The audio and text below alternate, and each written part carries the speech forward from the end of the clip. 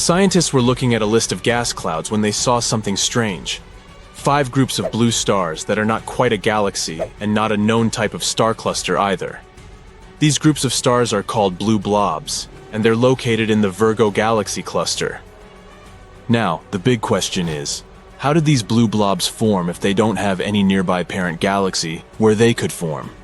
Scientists realize there are some heavy metals present in these blobs. Generally, when stars are born, they create heavy elements called metals. These metals are essential building blocks for new stars. In big galaxies, many stars form over time, and as a result, more metals get created too. These heavy metals in the blue blobs were a clue that the stars in these blobs were formed from gas that was stripped from a larger galaxy. Think of it as a piñata. The candy is the gas, and the piñata is this bigger galaxy. The blue blobs are the leftover candy that was scattered around. Wow, didn't expect to get hungry while talking about stars. How did the gas get stripped away from the bigger galaxy anyway? There are 2 ways. When galaxies pass by each other, their gravitational attraction can cause gas to be pulled away from one galaxy and into the other. This is called tidal stripping, and it's the first way these blobs can happen. It's like when 2 magnets attract and pull metal objects toward each other. Another way is ram pressure. This happens when a galaxy moves through a cluster of hot gas at a pretty high speed. The gas in the cluster can push against the gas in the galaxy and force it out back, similar to a car pushing air out of the way as it drives, and you lose your hat in a strong wind. As time goes by, these stars and the blue blobs will keep on moving apart. Eventually, they will form smaller clusters. Have you ever seen pictures of Earth taken from space? They're amazing. But have you seen the one with 2 blue blobs of light? The first blob of light you see here is a large lightning strike in the Gulf of Thailand. It's rare to see lightning from space because of all the clouds, but this one was so huge it lit up the clouds around it like some kind of a brilliant ring. How cool is that? The second blue blob of light is a bit different. We're looking at the reflection of the moon's light on our home planet. The moon actually reflects the light coming from the sun onto the Earth. And when that light goes through the Earth's atmosphere, it creates a big blue blob with a fuzzy outline. It's like a shiny blue hat our planet is wearing. It's similar to the reason why the sky is blue during the day. When sunlight enters Earth's atmosphere, gases and particles in the air scatter it in all directions. Blue light has the shortest and smallest waves, so it gets scattered the most. And that's why we get to enjoy a beautiful view of a clear blue sky. The same thing actually happens to the light coming from the moon. When it reflects off the Earth and goes through the atmosphere, the blue light waves get scattered the most, making the moon appear blue in the photo. Speaking of unusual stars, there's one in the Centaurus constellation called Lucy. It looks like a tiny white dwarf, but it's actually very dense. There's a mass of the entire sun squeezed into an object only 1/3 of the size of our home planet. That's like stuffing a whole watermelon into a golf ball. Lucy is also incredibly cool. Its core temperature is almost 12,000 degrees Fahrenheit. This may sound hot at first, but for comparison, our sun is about 27 million degrees Fahrenheit. And the best part that makes Lucy so special is the diamond at its heart. Its carbon core has crystallized into a massive diamond that's 10 billion trillion carats in size. It's hard to even imagine how big it is. Scientists found out about this awesome diamond by listening to the star's vibrations, which is like a star's heartbeat. And after they discovered Lucy, scientists found some other stars with crystallized cores and massive diamonds the size of Earth too. Our universe is like a giant jewelry store. Most of the astronomers from the northern hemisphere are familiar with the star named Vega. First, it's brighter than expected. But if you could take a look at it from a different angle, you'd see this star is actually squashed. It has a specific oblong shape because it rotates at a high rate. It spins once every 12.5 hours, which throws the material out around its equator. This material then cools and darkens, and forms a dark, mysterious halo around Vega. When stars reach the end of their lives, they often explode in a dazzling supernova, getting brighter and brighter before they finally fade away. But one supernova, IPF-14Ls, decided not to obey the rules. It started to fade away like most other stars, but then, when everyone expected it to be gone, it suddenly came back to life and brightened up again. And not just once. It kept fading and brightening at least 5 times in a row. Scientists were so surprised to see this. When they measured the light from the supernova, they found it was evolving 10 times slower than other stars. It was aging way more slowly, too. When it looked 60 days old, it was actually 600 days old. It could be even older, because scientists had recorded another supernova in the same spot almost 70 years ago. There are some theories as to how it could have happened. Maybe the supernova was bumping into some surrounding material and then making it glow.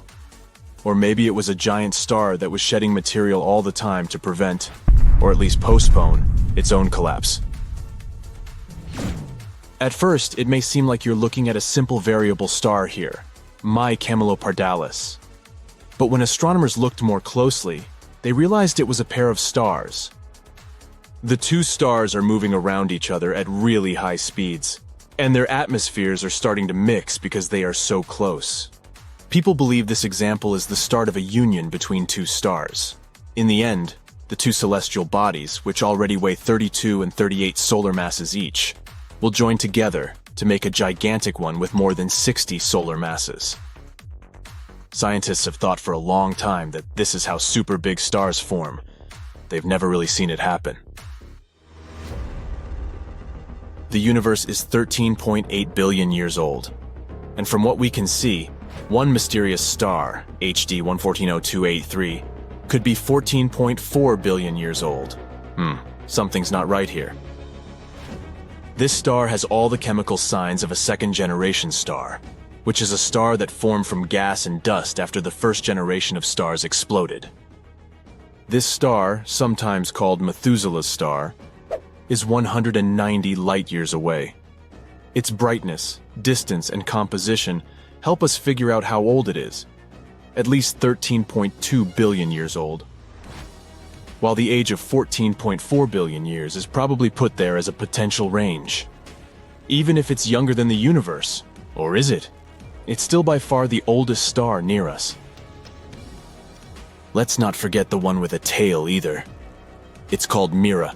Sometimes it's bright, and other times it's faint, making it a bit of a tricky one to spot in its constellation. Sometimes it's one of the brightest stars up there, while other times it is one of the fainter ones in its constellation. It's the system with two stars, a red giant and a white dwarf. The red giant used to be like our own sun, but now, as it's closer to its end, it's shedding its outer layers into space. And Mira has a comet-like tail too. As the red giant sheds its outer layers, it creates a stream of gas and dust that follows the stars as they move through space. Hey Mythbusters! Today we're debunking some classic space myths. Hop on the next space shuttle and let's get to the bottom of these tales once and for all. Picture this. You're floating weightlessly in space, sipping on a cup of delicious hot chocolate, when a peculiar thought pops into your head. Can you scream in outer space? And if yes, would anyone hear that scream? If you've watched the movie Alien, then you know the answer to this one. You can't hear sounds in outer space. It's not that sounds don't exist. It's just that you can't hear them. There's no one better to clarify this myth than Chris Hadfield. He's been on a couple of spacewalks during his life as an astronaut. And once you're out there in the darkness of space, you can't hear anything. All you hear is silence. Complete silence. But hey, just around the corner is a massive ball of explosion, aka the sun. We just can't hear the explosions happening because there's no medium for sound to travel through. It would be quite uncomfortable for an astronaut, though, if they could hear all the noises going on in outer space. Now, imagine you're zipping through space, feeling like a futuristic superhero, when a shooting star passes by your side. But wait, is it really a star? Unfortunately, shooting stars are not stars at all. They are small space rocks known as meteoroids, entering Earth's atmosphere and creating a stunning light show. Oh, and since we're debunking myths, let's head straight for another one. You've probably heard that meteors only crash into Earth on extremely rare occasions, like once every dinosaur extinguishing apocalypse. That's not true. Scientists estimate that about 48 tons of meteoritic material fall on Earth each day. But almost all of this material is vaporized in Earth's atmosphere. The bright trail we see in the night sky is what we popularly call a shooting star. Next time you make a wish upon a shooting star, remember, you're actually hoping on a tiny piece of space debris. It's not so romantic after all. Can we or can we not fly into the stratosphere on air balloons? Apparently, we can. The Earth's stratosphere starts relatively close to the ground, about 7 or 8 miles up from the Earth's surface, but it continues a long way up. If you were to fly yourself all the way into the stratosphere with some type of air balloon, just make sure you have really good equipment at hand. You'll need a special suit and some breathing devices because air starts to get pretty thin the higher you get. Of course, if you do go all the way up, you need to get a picture of the Earth's curvature. So take a chest harness with you where you can put a special camera or something like that. And how about you live stream the whole thing? That would be a first! Imagine it's been 102 days since you left Earth. You've adapted well to life in outer space, but something weird is happening to your body. You're getting taller. How is that even possible? Don't stress about it, it's completely normal. The truth of the matter is, you're not getting taller. This is what happens to your body when it's not under the effect of gravity. Our body has natural space between vertebrae and joints. On Earth, this space is almost completely squeezed due to the force of gravity. But in space, your body gets some time off of the pushing force of gravity and begins to stretch more and more. So yes, astronauts can grow up to 3% taller when they're on long missions. And here's a curiosity. NASA has that all covered when they're tailor-making spacesuits, of course. This way, astronauts will always have extra space in their suits. Once astronauts are back on Earth, the anti-gravity effect will wear off. So maybe they'll spend a few days wearing capri pants before it fits perfectly on their bodies again. Never have I ever pictured an airplane door bursting open mid-flight and a bunch of passengers being sucked into the atmosphere like flying feathers. Well, I'm betting most of you have had similar thoughts when getting inside a plane. Now imagine if this were to happen in outer space. Common knowledge says that if an astronaut is sucked out of an airlock, this person would be burnt to a crisp. Brace yourselves, because this is not only true, but the reality of it is way worse. According to astronaut Chris Hadfield, this is what would happen. The part of your body in the shade of the sun would experience temperatures of negative 418 degrees Fahrenheit, while the part of you getting sunlight would burn at around 480 degrees Fahrenheit. Your lungs would collapse, and your blood would start to boil like tea water. So you would burn, freeze, lose your ability to breathe, and boil. Yikes! How many times have you heard that astronauts have to work out every second of every day, otherwise they'll pass out? This is a complete myth. Remember we talked about gravity earlier? Due to the lack of gravity in outer space, our bodies don't have to do any heavy work. Our torsos don't have to sustain the weight of our heads, and we don't have to make any effort to move our legs because, essentially, there's no walking in outer space. Now imagine living like that for 6 months, or even a year of your life. Your muscles could turn into jello. That's why astronauts work out. They'll strap themselves and run on a treadmill, or they'll do some weightlifting in a special machine. This way, their muscles won't feel the lack of gravity too much. They do need to keep hydrated though. You know what? If I was an astronaut, I'd ask NASA if I could take my super soft water flask up into space with me. You've probably heard that space smells like burnt steak or barbecue sauce. Now, as much as this sounds absurd, this myth is more true than it is false.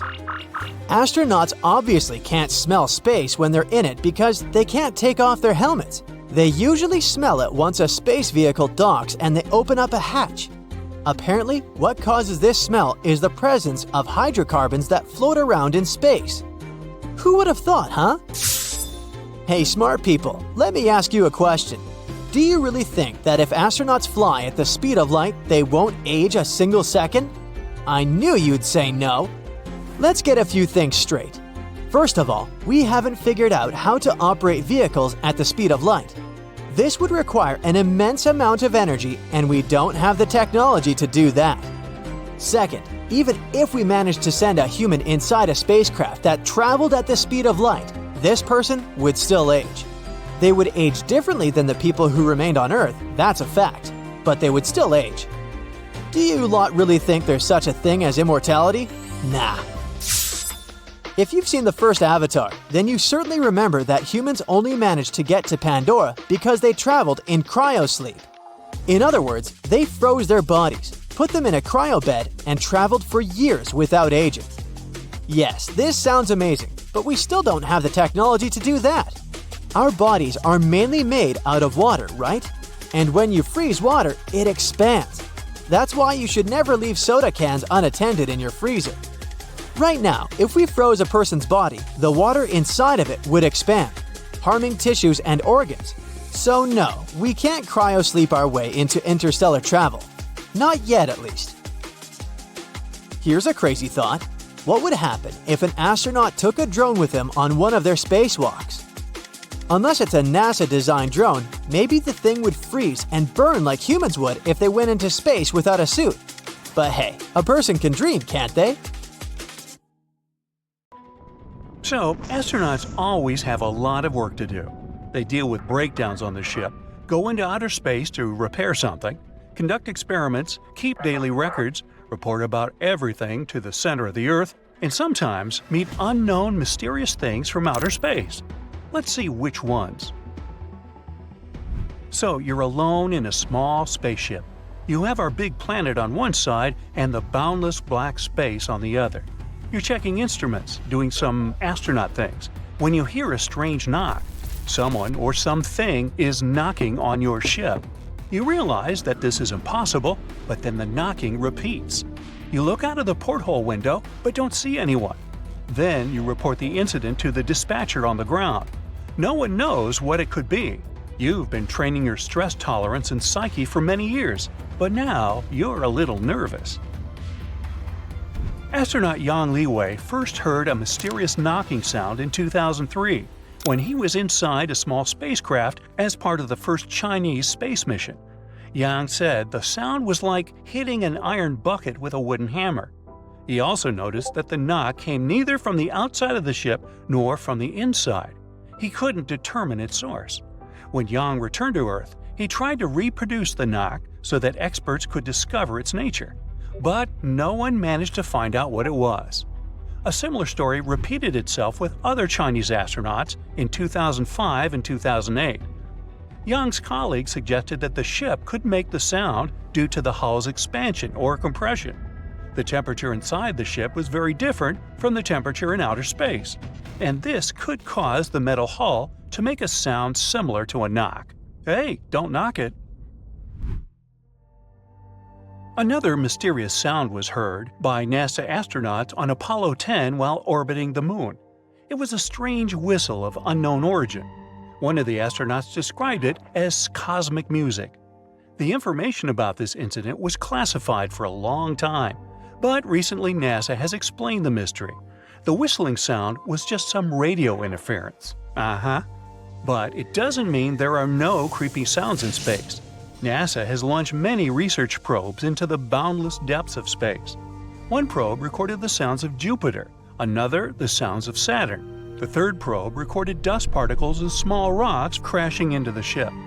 Technically, these are not sounds because sound waves cannot exist in space. The ships recorded radio emissions from various objects, and then scientists transformed these waves into sounds. And the coolest thing is that you can find all this on the internet. There were many rumors and legends about Neil Armstrong and his landing on the moon. One of the most popular myths tells how the astronaut saw strange spaceships on the moon. The astronaut never commented on this case, and his testimony and the data he gave to the communication center on Earth was classified. But, according to the legend, Armstrong said creepy words when he was on the Earth satellite and saw something. "These babies were huge, sir. Enormous. You wouldn't believe it. I'm telling you, there are other spacecraft out here, lined up on the far side of the crater's edge. They're on the moon watching us." After that, he returned to the spaceship and flew to Earth. Yep, that smells like an urban legend for sure.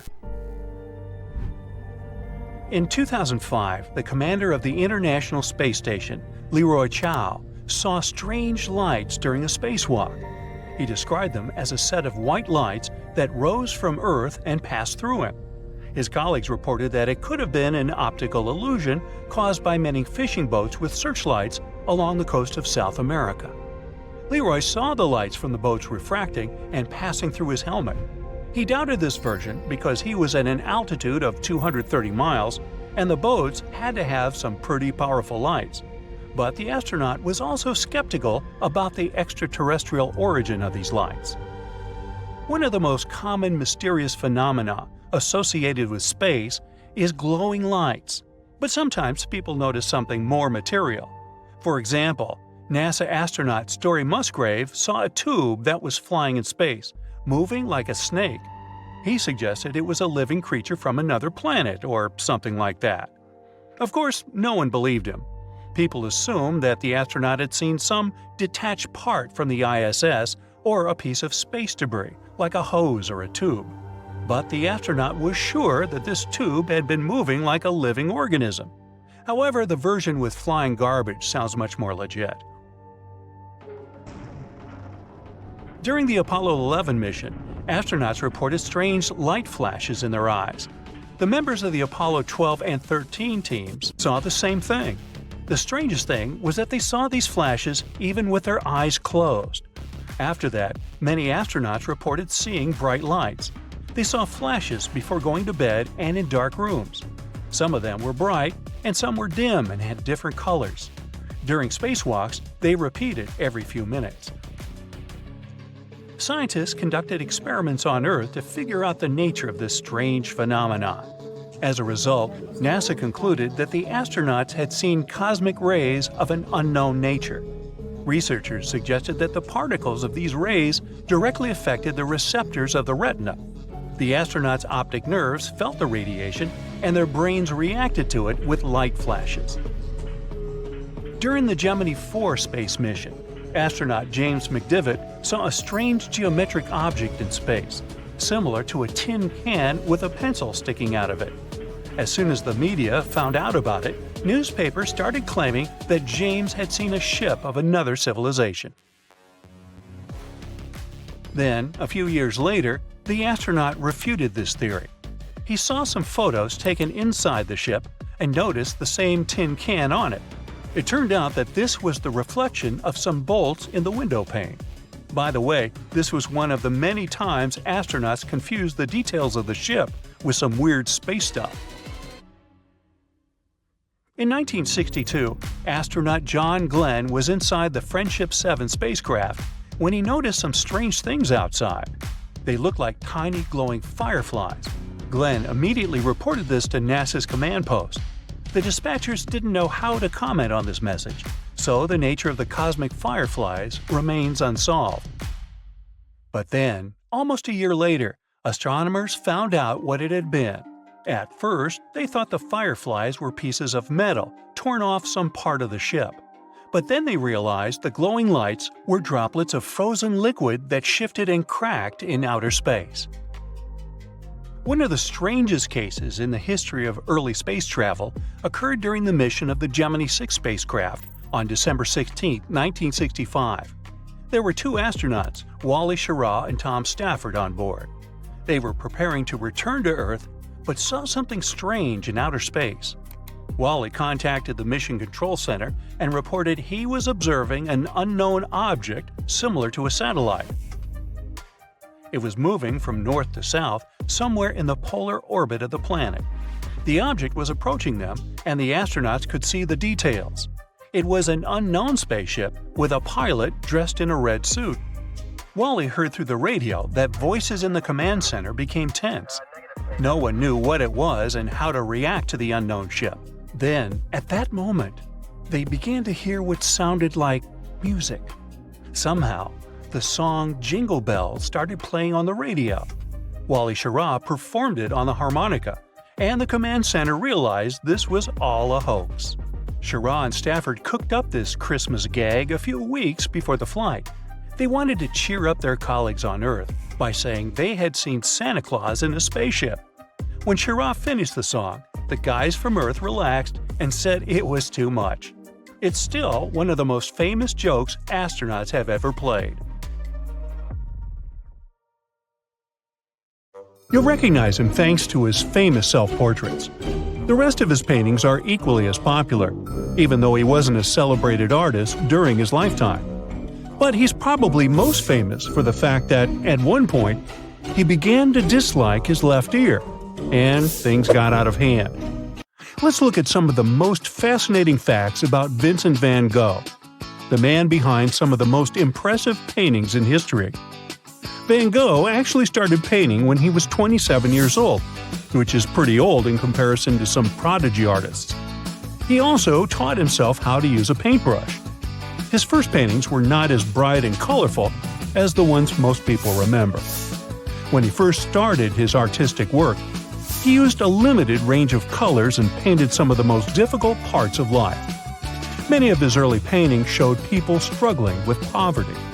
Despite being an artist for a short period of time, Van Gogh was a very busy man. He only painted for about 10 years, but during that time, he created a staggering 2,100 artworks, 860 of which were oil paintings. Some art historians have even estimated that he must have created a new piece of artwork once every 36 hours. To top it all off, many of these pieces were art made in the last 2 years of his life. Despite enduring problems with his health and serious financial hardship, Van Gogh really gave it all for his art. Van Gogh painted light differently than artists before him. He made it look like the sky was moving. For example, the sun shining on the water or twinkling stars in the night sky. When you look at these paintings, the light seems to flicker and move. That's because your brain not only spots different colors, but also sees them blending together. It tricks you into seeing different shades of light. One of Van Gogh's most famous paintings is called The Starry Night. As the name implies, it depicts a full sky full of stars. The painting also shows a village with houses and trees lit up by stars. This artwork is celebrated for its vibrant colors and the way Van Gogh captured the feeling of being out in the countryside at night. But was this painting original? Some other artists seem to think Van Gogh actually drew inspiration from another famous artwork. Its name is The Whirlpool Galaxy by William Parsons. And if you compare the two images, you'll clearly see some similarities. It's not the only fascinating fact about this painting. Some art historians believe that Vincent van Gogh's painting, Starry Night, showed that he also was an amateur astronomer. The artist was interested in the stars above his head when he was painting his famous work in a mental facility in France. Now, if we were to compare an actual picture of the Starry Night and the painting itself, we would be amazed by the precision of this artist. The moon in the painting is where it would have been if Van Gogh had painted the picture at around 4 a.m., and the bright object to the right of the cypress tree is where Venus would have been. The constellation Aries is at the top of the painting. Some specialists believe that the swirling part in the middle of the painting is a comet that Van Gogh imagined, not something he actually saw. They also gathered some pages from a magazine that Van Gogh read that had pictures of comets that looked like the swirling part in the painting. Years later, scientists used the Hubble telescope to look at a cloud swirling around a star, and it reminded them of Van Gogh's Starry Night. How could Van Gogh know how to depict such a precise image of space back in the day without using modern technologies. Well, little did they know that his painting would actually be very helpful in solving this mystery.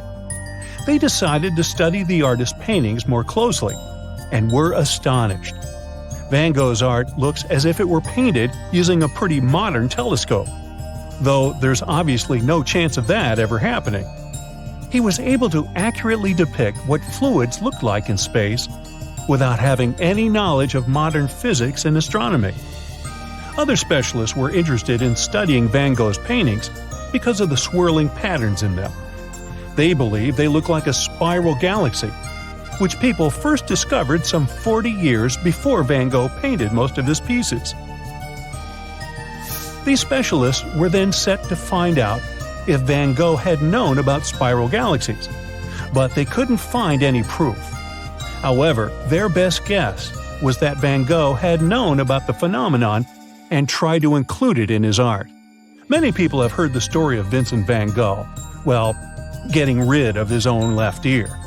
While it's true that he did cause himself some pain, the reason why he did that is still up for debate. Some people say he got into an argument with his friend Paul Gauguin, another famous painter, which led him to this unfortunate decision. But others think that Gauguin himself was the one that caused Van Gogh's harm during a fight. We don't know for sure what happened, but it seems likely that Van Gogh only damaged part of his earlobe, not the whole ear. Van Gogh painted 43 self-portraits over a period of 3 years because he couldn't afford to hire models and didn't have many other people to paint.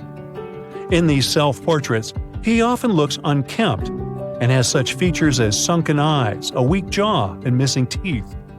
Some of the self-portraits were even painted while he still had fresh bandages on his ear after injuring it. To save money, Van Gogh also painted over his old pictures instead of buying new canvases. You can't help but wonder what else might be hidden under those hundreds of paintings he made. The celebrated painter also wrote a lot of letters. He wrote about 600 just to his brother Theo. These letters tell us about Van Gogh's thoughts and his views on life and art.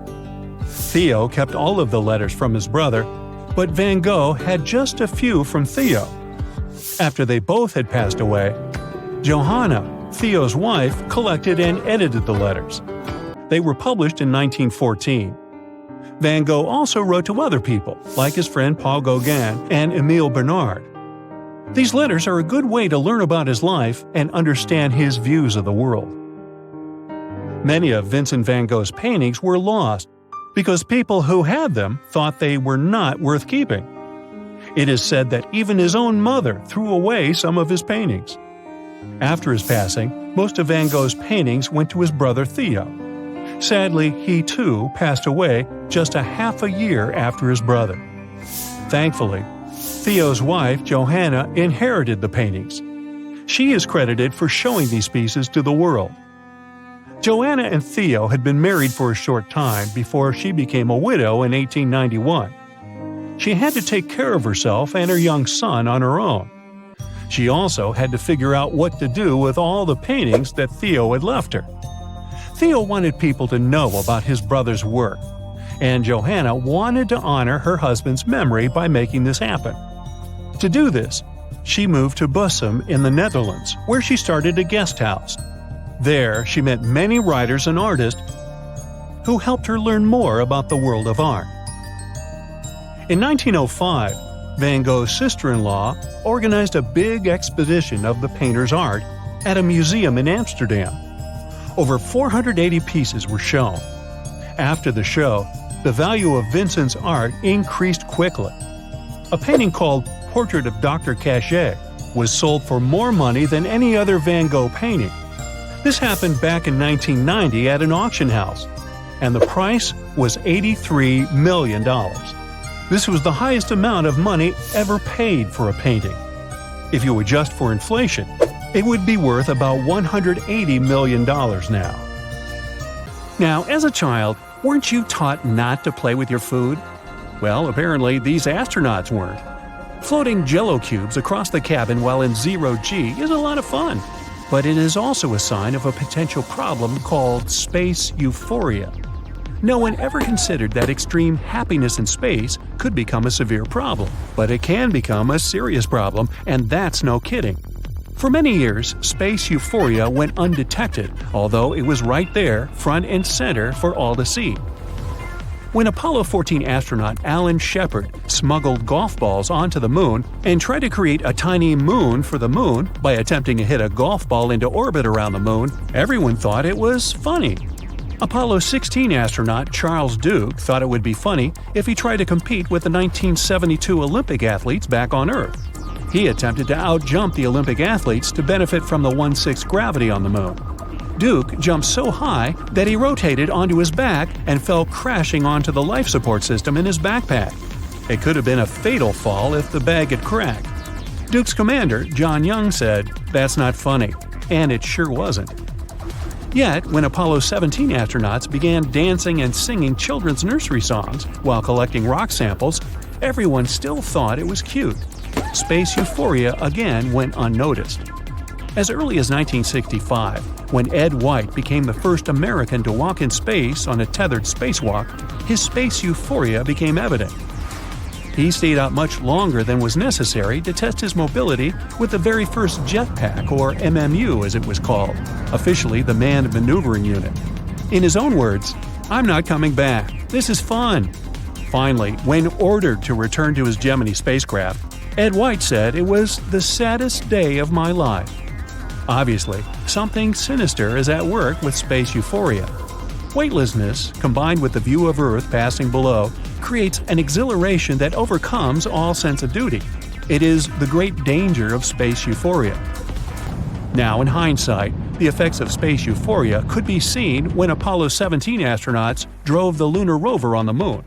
They exceeded the recommended speed limit and could be heard whooping and yelling as the rover rocked onto two wheels, even becoming airborne at times. Canadian astronaut Chris Hadfield was busy at work during his tethered EVA, extravehicular activity, when he paused to look over his shoulder. The glory of space smacked him in the face. He was so emotionally overwhelmed at the magnificent beauty of the Milky Way galaxy that tears began to fill up Hadfield's eyes. Now in space, tears do not flow down your cheeks. They pool up in your eyes. Hadfield had become blinded by tears of joy. But Hadfield, against protocol, refused to tell his supervisors on Earth. Only after he was no longer able to work did Hadfield speak a famous quote, "Houston, I have a problem." It was a direct result of space euphoria. Astronaut Hadfield managed to get back into the space shuttle, but his EVA was not fulfilled. Space euphoria had interfered. There is another aspect of space euphoria that deserves serious attention. It is something called the overview effect. Weightlessness in space affects everything from the physical and psychological health of the astronauts to the physics of using all the mechanical equipment of the spacecraft. However, weightlessness in space is not due to a lack of gravity. Astronauts orbit Earth less than 300 miles up, called LEO, low Earth orbit. There's plenty of gravity in low Earth orbit. The Earth's gravity keeps the Moon in orbit, and the Moon is about 250,000 miles away. In fact, a 150-pound astronaut would weigh 142 pounds in LEO. Weightlessness in space is due to free fall, not lack of gravity. What goes up must come down. The rocket blasts off, and about 8 minutes later, the engines shut off. The spacecraft begins to fall back to Earth. Fortunately, by this time, the rocket has achieved orbital velocity, which is about 17,500 miles per hour, so that it falls towards Earth but never hits the Earth. It keeps falling and falling around and around, precisely in the same curved path as the surface of the Earth. It's in orbit. It is free fall. Even though everyone calls it zero-G, it's not. If you were to place a bathroom scale under your feet when in free fall, it would show 0. You would weigh nothing. That's because the bathroom scale is falling too. The exciting thing is that astronauts retain all their muscle power. Their mass stays the same. Therefore, they can lift heavy equipment in space that would weigh hundreds or even thousands of pounds on Earth. Astronauts become superhumans in space, and that creates another unusual situation. There are lots of unusual situations in space. On the very first trip to the Moon, the Apollo 8 astronauts were not even scheduled to look back and photograph the Earth. Apollo 8 astronauts took only a limited number of pictures of Earth. That's unusual and kind of weird. But Earthrise from the Moon became perhaps the most influential environmentalist picture of the 20th century, and it wasn't even planned. But this is the key to understanding the overview effect: surprise at the unexpected. Even today, almost all globes of Earth are not of Earth. Globes in schools and libraries show each country, usually in different colors. Each country, sure enough, contains a star, but it is to mark the capital city of that country. It is not how the Earth looks from space. These globes are not globes of the planet Earth. In fact, it isn't easy to even find a globe of the planet Earth. Read the labels on these classroom globes. The geopolitical world. These are globes of a place called the world. There is no planet called the world. The world does not live in space. It lives on someone's desk or shelf. The definition of space is geological in origin. Space is defined as existing up to, but not including, the atmosphere of Earth. Earth isn't even an astronomical object. It explains why the very first mission to the Moon, the Apollo 8 mission, had not scheduled any pictures of Earth. Selfies weren't invented then. It also explains why the psychological impact of seeing Earthrise from the Moon was so profound. It was a unique and totally new perception for which any and all humans were utterly unprepared. Seeing Earth in space was a complete surprise. Imagine yourself floating in space outside the spacecraft. You are surrounded by the Milky Way galaxy blazing with millions of stars. The planet Earth is a blue marble passing beneath your feet. Pretty heady stuff. How would you react? Would it change you? Apollo 9 astronaut Rusty Schweickart felt strongly that he was what he called the sensing element for humanity. What does he mean? It's the overview effect kicking in. Schweickart felt that he was connected to all the people on Earth. He compared it to being born into a new existence. And astronaut Schweickart is not the only one who felt the overview effect. Apollo 14 astronaut Edgar Mitchell had this to say about being in space. It was rather an extension of the same universal process that evolved our molecules, and what I felt was an extraordinary personal connectedness with it. I experienced what has been described as an ecstasy of unity. I not only saw the connectedness, I felt it and experienced it sentientally. I was overwhelmed with the sensation of physically and mentally extending out into the cosmos. Some years after returning from space, astronaut Mitchell started an institute to study the brainwaves of people who had been in space. And yes, they are different. According to Mitchell's institute's research, the euphoric sensation of oneness with the universe creates brainwaves similar to meditating monks. Mitchell's studies were so significant that NASA launched a special Space Shuttle mission in 1998 just to study the effects of space on the brain. The Neurolab mission studied brain cells of laboratory animals, and the astronaut crew too, as brain cells try to adapt to the freefall environment in low Earth orbit. Well, we can't all be astronauts, but now we can all access virtual reality experiences of what the astronauts saw in space. The internet has opened up our earthbound point of view to share the unity and oneness of the overview effect, and give us a small taste of the space euphoria astronauts get in space. 25 light-years away from Earth, in the constellation Lyra, there's a young star, Vega. The brightest and one of the most famous. This star is twice the mass of our Sun. Vega is so brilliant, you can see it even at twilight when all the other stars disappear from the sky. Despite all the star's fame, astronomers have never seen a single planet orbiting Vega, until recently. Researchers have been observing the star for a decade or so when they spotted a curious signal. It might be Vega's first world we'll know about. If it did exist, it'd be a marvelous place. The planet would likely orbit so close to its host star that one day on it would last around 2.5 Earth days. The world would be the size of Neptune, and this ice giant is 4 times wider than Earth. Or it might even be as large as Jupiter. But the most impressive thing about this potential planet would be its temperature. The place could turn out to be the second hottest world known to scientists. On its surface, it'd be as hot as 5,400 degrees Fahrenheit. For comparison, the temperature on the surface of the hottest planet in the solar system, Venus, doesn't rise above 900 degrees Fahrenheit. The only place hotter than Vega's potential companion would be Kelt 9b. The temperatures on this exoplanet don't drop below 7,800 degrees Fahrenheit. Anyway, the candidate world would be closer to Vega than Mercury in our solar system is to the Sun. It could result in the giant planet puffing up like a balloon, and then even metals would melt in its scorching hot atmosphere. Unfortunately, the existence of the sizzling planet has yet to be confirmed. Astronomers think that the easiest way to prove it is by trying to spot the light emitted by the unusual planet. And since we're talking about planets, are there any worlds out there that resemble Earth? Astronomers have discovered and confirmed more than 4,000 exoplanets, but it's no secret that thousands of other candidates are still waiting for their turn to be detected. Of course, not all of these planets are like our Earth, but some are. For example, Gliese 667cc. This world is only 22 light-years away from Earth. Scientists aren't sure if the planet is rocky, but they know the place is more than 4 times as massive as our planet. The star of Gliese 667cc is a red dwarf. That's why it's much cooler than our Sun. So, the exoplanet is likely to be in its star's habitable zone. But this idea hasn't been confirmed yet. The Earth-like planet might be moving too close to the star. Then it can be regularly baked by its flames. Kepler 22b is much farther away than the previous world. If you wanted to reach that planet, you'd have to travel 600 light-years. This world, which is more than twice as large as the Earth, lies in the habitable zone of its host star. But it's unclear whether it's liquid, gaseous, or rocky. Kepler 69c is almost 70% bigger than our planet.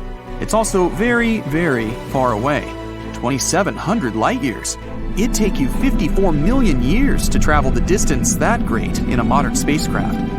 Researchers aren't sure what Kepler 69c consists of, but they think it's likely to lie in the habitable zone. The planet's position in its solar system is like that of Venus in ours. But since the host star is only 80% as bright as the Sun, the planet shouldn't be affected by its heat that greatly. Kepler 452b is the most Earth-like planet astronomers have discovered so far. It resides 1,400 light-years away from our planet. Its host star is very similar to our Sun, and the planet, lying in its habitable zone, is 1.5 times the size of Earth. Scientists also think that Kepler 425b is likely to be a rocky world. Are any of these or other planets besides Earth suitable for life? There are 24 potentially super-habitable planets, and one of them met not one, but 2 criteria astronomers have for such worlds. KOI 5715.01 is 5.5 billion years old and around twice the size of Earth.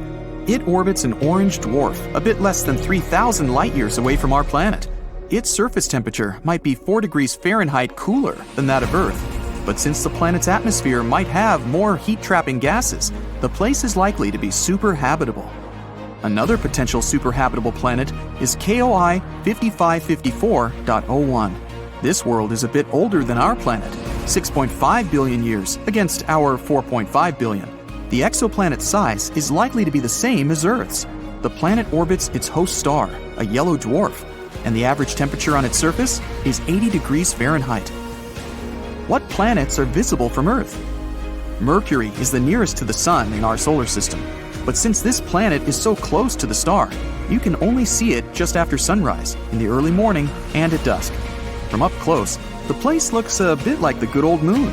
The planet doesn't have an atmosphere, and the temperatures on its surface are extreme, 800 degrees Fahrenheit during the day and minus 290 degrees Fahrenheit at night. Venus is the second brightest celestial object out there after the moon. It's one of our planet's closest neighbors. Also, it's the most similar to Earth in terms of gravity, size, mass, and average density. Unfortunately, you won't be able to see Venus's surface from Earth. A thick layer of clouds is securely hiding the planet. Jupiter can be either the third or fourth brightest object in the sky. It depends on Mars, which occasionally shines brighter than the gas giant. You can see Jupiter especially well in the summer. The gas giant's most famous feature is the Great Red Spot. That's an enormous storm that has been raging on the planet's surface for centuries. Even though the largest planet in the solar system looks like a solid sphere, you wouldn't be able to land on its surface. Jupiter is mainly made up of gases, mostly helium and hydrogen. Saturn is the second largest planet in the solar system. It's the last one of the 5 planets you can see from Earth with the unaided eye. Saturn is incredibly far from Earth, but its unique rings help you instantly recognize this colossal planet. It's a pity that Saturn's trademark feature is only visible in a telescope. By the way, more than 700 Earths would fit into Saturn. At the same time, the gas giant's density is a mere 1/8 of Earth's. This is why Saturn's mass is just 95 times greater than that of our planet. What planets in the solar system are closer to each other than the rest? Astronomers believe that Mercury is the closest to any other planet in the solar system. And that's quite shocking because, how about Venus? It orbits the Sun between Mercury and Earth. Isn't it supposed to be closer to our planet? Venus is indeed rather close to Earth, but only for a very short period in its orbit. The rest of the time, Venus is much farther away. But Mercury's orbit doesn't let the planet move too far away from the Sun, and it's closer to Earth more than 50% of the time. The same principle works with other planets too. Even gas giant Neptune is farther from Uranus than from Mercury. Most of the time, the 2 larger planets are on the opposite sides of the solar system. Their orbits sometimes do bring them very close to each other, but it happens very rarely. And how about planets outside the solar system? Astronomers have recently discovered 2 worlds traveling around the same star. Their orbits are often so close to each other that each planet looks like a huge full moon from the surface of the other. It occurs every 97 Earth days. These planets are about 1,200 light-years away from Earth. Their composition and size are different, but the distance between them is a mere 1.2 million miles. That's 5 times the distance between Earth and the Moon, and it's closer than any other planets astronomers know about. One of the newly found worlds is more than 4 times as massive as our Earth. It's likely to be rocky. The other is a gaseous planet the size of Neptune and almost 8 times as massive as our planet. Scientists haven't figured out yet how such dramatically different space bodies ended up in such similar orbits.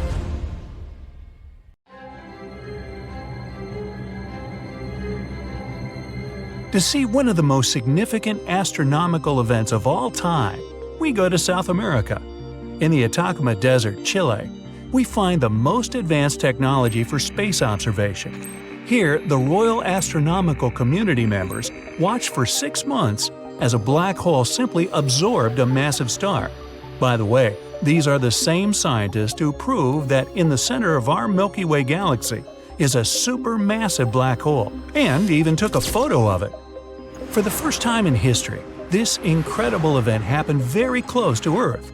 Well, the distance of 215 million light-years is considered quite close in astronomy terms anyway. Light from this event reached our planet in September of 2019, and even the most experienced scientists dropped their jaws in surprise.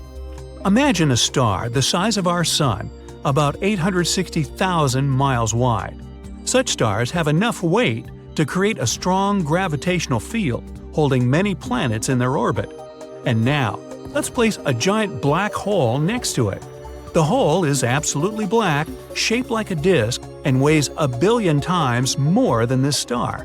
The force of its gravitational field is incredible. Nothing can leave its gravity force. Objects that can move at the speed of light will still fall into this black abyss.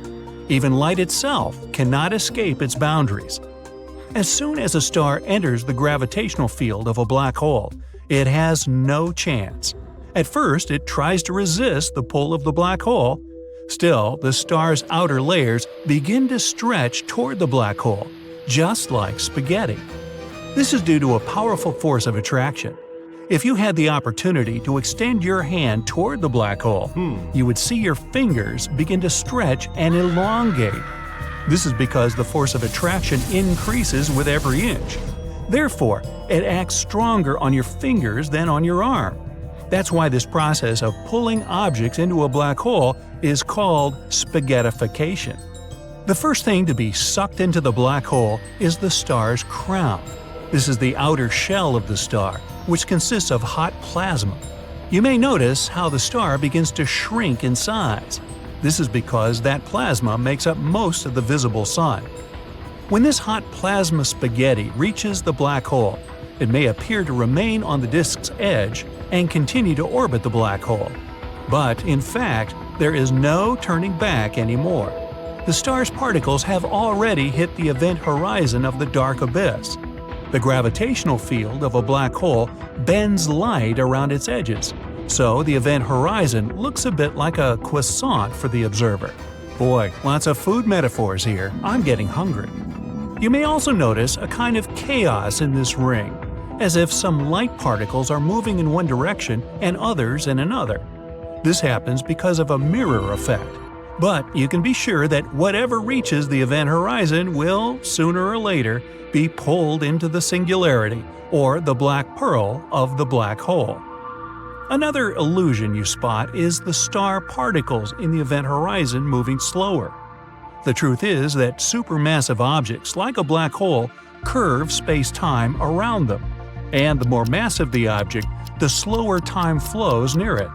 If you hang one watch beside a black hole and another on a wall in your bedroom, you will see that the second hand in the first watch barely moves, while a whole day passes on Earth. As observers, it seems to us that the particles of light have slowed their movement, but in fact, they may have already been absorbed by the black hole ages ago. Now, massive streams of red-hot plasma splash into space, just like spaghetti sauce. When a black hole has absorbed star material, it emits powerful rays of energy at a rate of about 6,200 miles per second. This release of energy is accompanied by an intense flash. It's thanks to this flash that scientists can even detect this process in the first place. This phenomenon can be observed when a supernova explodes. When nothing remains of the star's body, we can still see stardust and other particles in the black hole's event horizon. Kinda like the Parmesan cheese sprinkled on the spaghetti. Hey, stop me if I'm taking this too far. When the process of spaghettification is completed, about half of the star's weight has been thrown into outer space as dust and glowing particles. The other half was entirely absorbed by the black hole. The scientists observed this process for almost 6 months. But what would be more interesting is to dive into a black hole yourself. Well, we can't do that yet, but we can simulate this process. Here's a little drone, our metal friend, kinda like a meatball. No, I haven't had lunch yet. Right now, it's at a safe distance from the black hole, the length of about 3 widths of the event horizon. Objects at this distance can orbit the black hole safely. A little closer, and it'll be swallowed up by a dark infinity. So, our destroyed star could have safely existed at this distance. Moreover, planets can live at this distance. And if there is a suitable source of light and heat somewhere nearby, life can exist on these planets too. But our goal is the singularity, and we guide the the drone, closer to the event horizon. After a few minutes, the force of attraction begins to strengthen, and the drone starts to stretch like spaghetti. When it begins spinning around the black disk, it means it has reached the event horizon and has started its descent into the black abyss. Now let's look at everything from the drone's perspective. All the light from the stars that it sees becomes blue. This is called gravitational blue shift. As it falls into the black hole, its gravitational field pulls the photons of light down, giving them energy. Their wavelengths grow shorter, so the red photons change into blue. The drone continues to fall and is already completely hidden from our eyes. And all that the robot sees is a bright, thin blue beam. Now it's in complete darkness. There's absolutely nothing here, not even time. Here, time goes so slowly that our entire solar system could grow old and cease to exist during a minute spent in a black hole. But our drone will live until its battery is empty. Hey, the drone sees a small bundle of light again, and it's getting closer and more prominent. Now the drone will experience the same fall, only in reverse. Once the drone leaves the singularity, the heart of the black hole, it will be on the event horizon once again. The light from the stars gradually changes from blue to red. Then the drone is thrown into outer space, perhaps in some faraway galaxy. Well, returning from a black hole is just a theory. Some people think that black holes are a kind of wormhole that can lead us to distant places in space. But so far, these theories are considered fiction. Black holes are quite challenging to detect. The problem is, they are, well, black, just like space. They don't emit light like stars, so they can only be detected by gravity anomalies. Despite this, scientists believe there are a vast numbers of black holes in our universe. They're born when a massive star collapses under its own weight, and given the infinite number of stars in the universe, black holes are probably a common phenomenon. Scientists believe black holes have their own lifetimes. This is because of Hawking radiation. A black hole loses mass, and so, to continue existing, it has to absorb massive objects, like the star we just watched. But if the black hole lives in deep space, it has less to absorb and will most likely begin to shrink until it just disappears. Like this plate of spaghetti.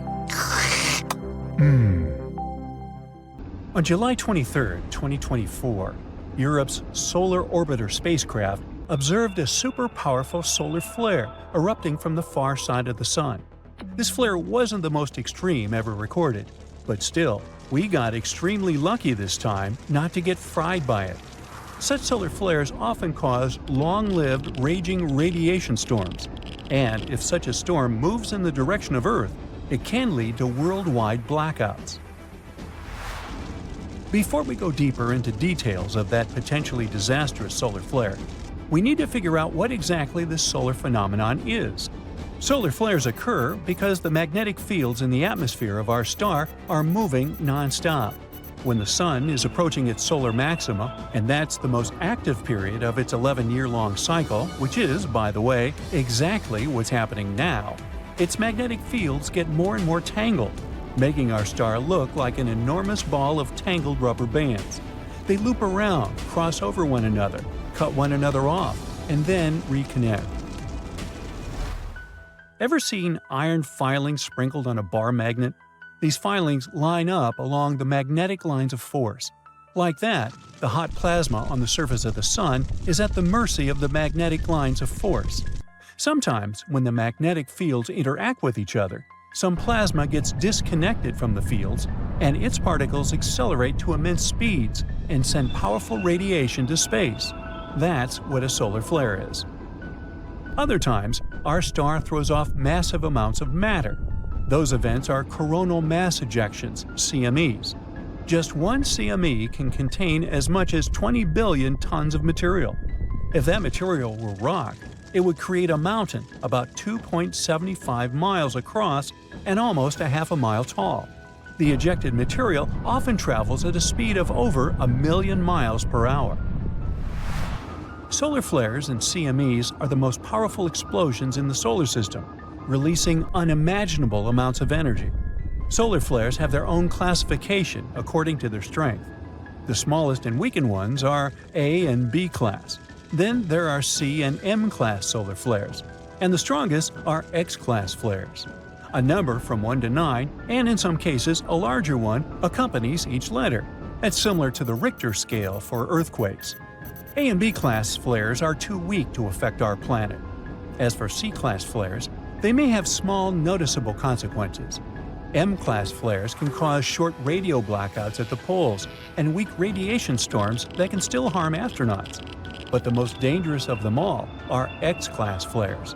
These are flares more than 10 times more powerful than X1. That's why the classification of X-class flares can go higher than 9. Now let's get back to that recent solar flare. It was X14 Class 1. Now, we already know that it means it was an extra strong flare. Other large flares astronomers have detected recently include an X12 solar flare that happened on the 20th of May and an X10 flare that occurred on the 17th of July.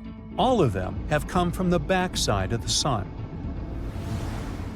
If we talk of the Earth side of our star, the largest solar flare that has been recorded so far within this solar cycle happened on the 14th of May. It was an X8.7 flare that led to radio blackouts, and a strong geomagnetic storm leading to magnificent auroras all over the world occurred a few days earlier. Powerful coronal mass ejections accompanied this storm. As for the July X-class flare, it was so powerful that it could have ended up tragically for us. Luckily, all that magnetically charged plasma blast that accompanied the flare didn't travel in our direction. If it had, it would have been quite the solar storm. Auroras would have been incredibly impressive and a wee bit terrifying in their magnificence. But at the same time, such a dynamic blast of energetic particles hurtling our way could have caused major technological problems and electrical blackouts, like the event in 1989, which severely harmed Quebec's power grid, or a much earlier catastrophe that still managed to cause a lot of harm to the world. I'm talking about the Carrington event, which occurred in 1859 and was the first documented solar flare affecting our planet. It happened on the 1st of September and was named after Richard Carrington, the solar astronomer who witnessed the flare through his own telescope and sketched the sun's sunspots. According to scientists, that flare was the most powerful documented solar storm over the last 500 years. The Carrington event triggered auroras that were visible as far south as the Caribbean. It led to severe interruptions in telegraph services all over the world, even shocking some telegraph operators and sparking fires after discharges from the lines ignited telegraph paper. Another major solar flare that erupted on the 4th of August, 1972, destroyed long-distance phone communication across a few states, including Illinois. This event even made the American Telephone and Telegraph Company redesign its power system for transatlantic cables. Now let's move to March 1985, when two super-powerful CMEs triggered a geomagnetic storm, which, in turn, set off a power blackout in Canada on the 13th of March. This blackout left around 6 million people without electricity for 9 hours. It is said that the flare disrupted electric power transmission from the Hydro-Quebec generation station and melted a few power transformers in New Jersey. And still, this solar flare was nowhere near the power of the Carrington event. The Bastille Day solar storm took its name from the French national holiday because it occurred on the same day, on the 14th of July in the year 2000. It was an X5 class event that caused some satellites to short-circuit and resulted in radio blackouts. It's still one of the most highly observed solar storm events. From October to November 2003, our star unleashed a series of large solar flares and coronal mass ejections, and they did reach Earth and slam into our atmosphere. Those solar storms, also known as Halloween storms of 2003, caused aircraft to be rerouted, impacted satellite systems, and led to power outages in Sweden. Besides, the Solar and Heliospheric Observatory couldn't fulfill its functions during this solar onslaught. On the 28th of October 2003, the Sun sent a whopper of a solar flare our way. The fire was so powerful it overwhelmed the spacecraft sensor that was measuring it. The sensor topped out at a whopping X28. But later, scientists figure out that the flare had reached a peak strength of about X45. One more thing that made the Halloween storms so scary was that they happened during a time in the solar cycle when solar activity is usually quiet. That's 2 to 3 years after the solar maximum. According to NASA's statistics, just 17 powerful flares erupted from our star during that time. The Sun spewed out another X-class solar flare on the 5th of December 2006. It was an X9-class flare that disrupted satellite-to-ground communications and GPS navigational signals for around 10 minutes. That solar storm was so powerful it even damaged the Solar X-ray Imager instrument on the GOES 13 satellite. It sustained damage to several pixels of its detector. In February 2022, SpaceX experienced the terrifying power of our star when a devastating geomagnetic storm destroyed 38 Starlink satellites worth tens of millions of dollars. It happened shortly after they were deployed. Unfortunately, Starlink satellites are especially vulnerable to geomagnetic storms since they're released into extremely low-altitude orbits, between 60 and 120 miles. They also rely on their onboard engines to overcome the drag force and raise themselves to their final altitude of around 350 miles over the surface of our planet. The thing is, during a geomagnetic storm, Earth's atmosphere absorbs energy from the storm, heats up, and extends upwards. It results in a denser thermosphere, which means more drag, and it can be a serious issue for satellites. That's exactly what happened.